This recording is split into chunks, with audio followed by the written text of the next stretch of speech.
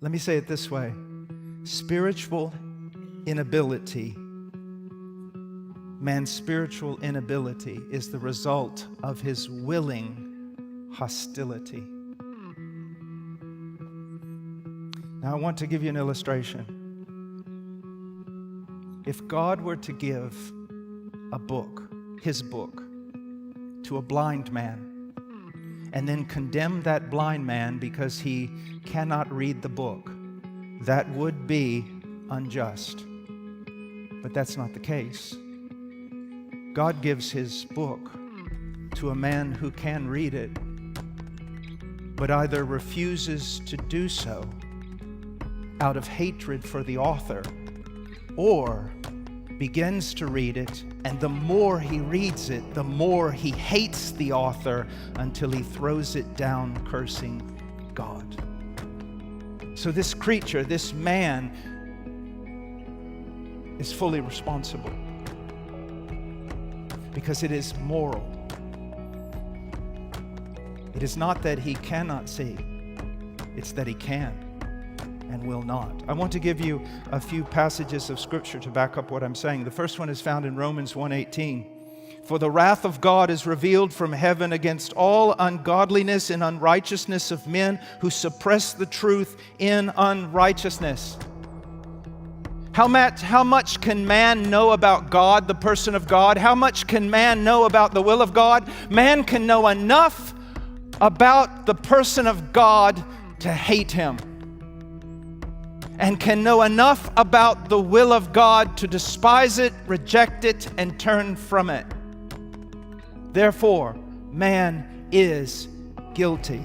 There's a principle that I want to share with you. It's found in Genesis 37:4. Just listen. This has to do with Joseph and his brothers.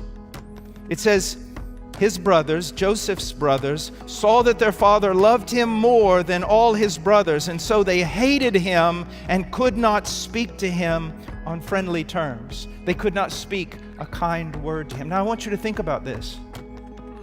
They spoke the same language. They lived in the same proximity, but the Hebrew is quite clear. They could not. It was impossible for them to speak a kind word to Joseph. Why? Because they hated him. Most of us who have been in the ministry for any length of time have come across married couples that are on the verge of divorce, and you tell one of them, you must forgive, you must forgive, you must forgive, and either the man or woman clenches their fists and say, I cannot forgive him. Why? Because I hate him. Because I hate him. Let's look at John chapter 3.